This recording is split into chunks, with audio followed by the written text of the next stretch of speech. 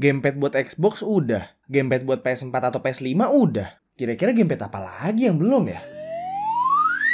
Oh iya, bisa-bisanya konsol handheld modern paling groundbreaking dilupain. Ini dia, gamepad baru dari Rexus GX 400. Ayo kita bahas bareng-bareng.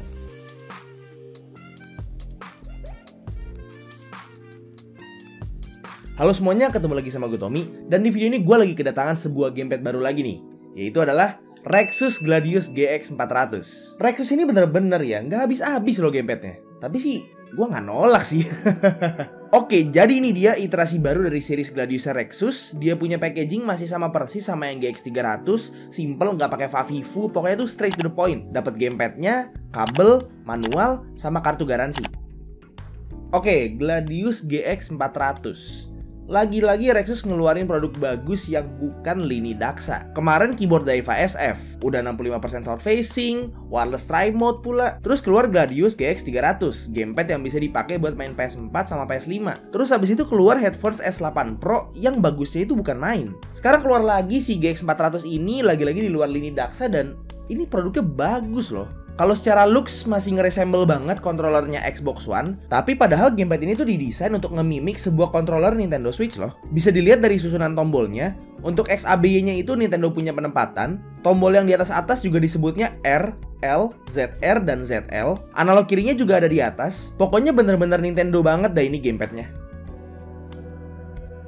Untuk tombol R, L, ZR, dan ZL-nya itu bener-bener kayak Nintendo Switch, yang artinya tombolnya itu tactile semua. Nggak ada hall effect atau semacamnya, jadi feel antar tombolnya itu uniform atau mirip-mirip. Satu hal yang gue kurang suka dari ini tuh, tombol R sama L-nya tuh terlalu tipis buat gue sih. Dia punya looks dan build quality juga menurut gue pribadi lebih bagus daripada adik-adiknya dan bahkan lebih bagus daripada Daxa Asteria. Modelnya transparan gitu, jadi komponen-komponen dalamnya itu bisa kelihatan semua. Dan yang pasti karena dia transparan gini, Rexus ambil kesempatan buat bikin RGB-nya ngejreng banget. Tapi jangan khawatir, kali ini RGB-nya bisa dimatiin. Caranya tinggal pencet tombol minus sambil pencet di pad down buat nurunin brightness lampunya sampai mati. Dan kalau mau nyalain lagi, tinggal pencet minus sama di pad up. Gamepad ini ya, kalau dilihat-lihat tuh sebenarnya ngingetin gua sama zaman-zaman main rental PS2 dulu. Kalian pernah gak sih ngelihat di rental PS2 tuh ada stick PS2 yang transparan kayak gini dan warna-warni juga? Pasti inget gak sih kalau misalnya seumuran sama gue? Nanti kalau misalnya pas ngedit gue dapat fotonya, gue taruh di sini nih. Tapi secara build quality nih jauh banget ya sama stick PS2 yang warna-warni itu. Dia tuh sturdy banget ya, nggak ada creaking sama sekali gitu. Pokoknya enak banget, sturdy banget. Dan kalau misalnya gue pegang-pegang, itu kayaknya gue kenal deh sama bahannya. Ini kayaknya bukan plastik ABS deh. Ini kayaknya pakai PC deh, pakai polikarbonat kayaknya. Tapi kalau misalnya emang bener ini pakai PC atau polikarbonat, artinya dia itu bodinya lebih bagus dan lebih kokoh daripada yang GX 300 ataupun yang Daxa Asteria. Untuk tombolnya sendiri, seperti yang udah gue bilang tadi, GX 400 ini ngusung konsep tombol Nintendo. Plus di belakang ada dua tambahan tombol makro yang bisa diprogram. Cuman yang bikin gue agak kurang suka adalah penempatan si tombol makro ini yang terlalu gampang nggak sengaja kepencet. Gue justru lebih suka penempatan tombol makro yang ada di GX 300. Selain itu di bagian tengahnya ada tombol-tombol defaultnya Nintendo Switch kayak Home sama Capture, sama ada tombol turbo juga. Untuk analognya sendiri agak kurang akurat ya. Bisa dilihat di sini tesnya itu lumayan gede persentase errornya. Jadi mungkin kalau buat main FIFA atau game yang butuh akurasi analog yang bagus, harus terbiasa dulu sih. Terakhir di bagian bawah gamepadnya ada audio jack buat connect headset atau headphones. Ya, always nice to have lah ya.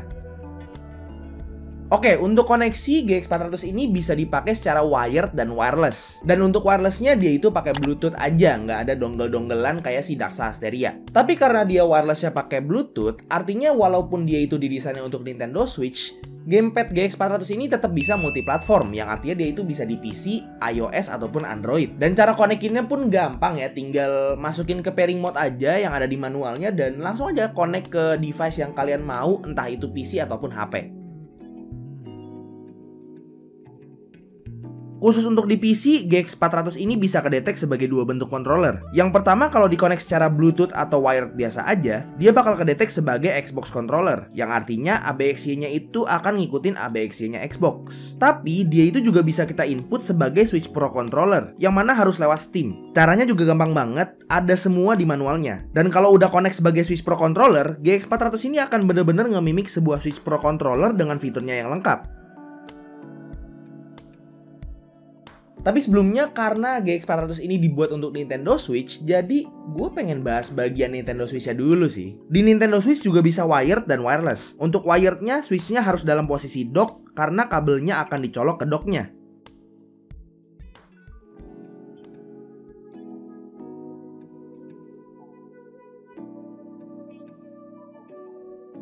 Untuk wireless, dia agak sedikit beda dari koneksi Bluetooth. Caranya di home switch-nya itu pilih setting controllers, terus change grip atau order, terus abis itu di gamepad-nya tekan sync button yang ada di belakang gamepad-nya agak lama sampai 4 LED-nya tuh nyala semua. Abis itu tinggal di-connect di switch-nya. Kalau udah connect sama switch, gamepad-nya bisa dipakai buat bangunin switch-nya dari sleep mode. Dan karena memang sekali lagi gamepad ini didesain untuk Nintendo Switch, dia itu ada motion sensor juga.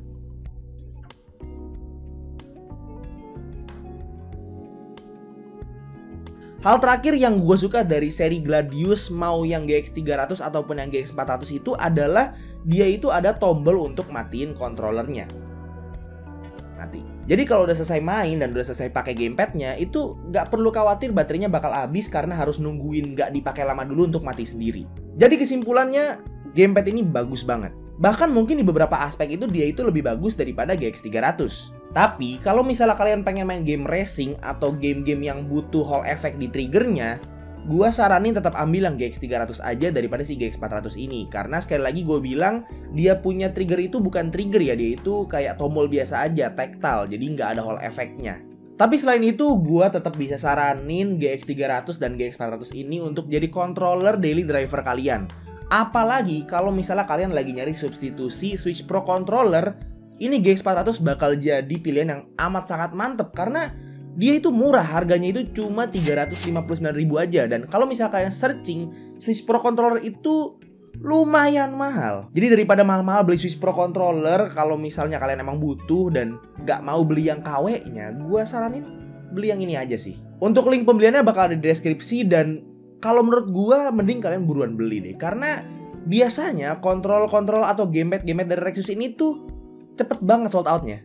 Jadi buruan beli. Oke, jadi itu aja untuk video hari ini. Thank you banget ya udah nonton dari awal sampai akhir. Kalau misalnya kalian suka videonya, silahkan like dan kasih tau ke teman-teman kalian. Dan kalau misalnya kalian gak suka videonya, silahkan kasih tau ke gue. Jangan lupa juga untuk subscribe supaya kalian gak kelewatan video-video gue yang selanjutnya. Dan jangan lupa juga untuk follow semua sosial media gue yang udah gue taruh di deskripsi di bawah. Jangan lupa juga untuk subscribe ke channel gua Remaja Jompo Media sama teman-teman gua buat lucu-lucuan. And that's it. Itu aja untuk videonya. Sekali lagi thank you banget ya udah nonton dari awal sampai akhir.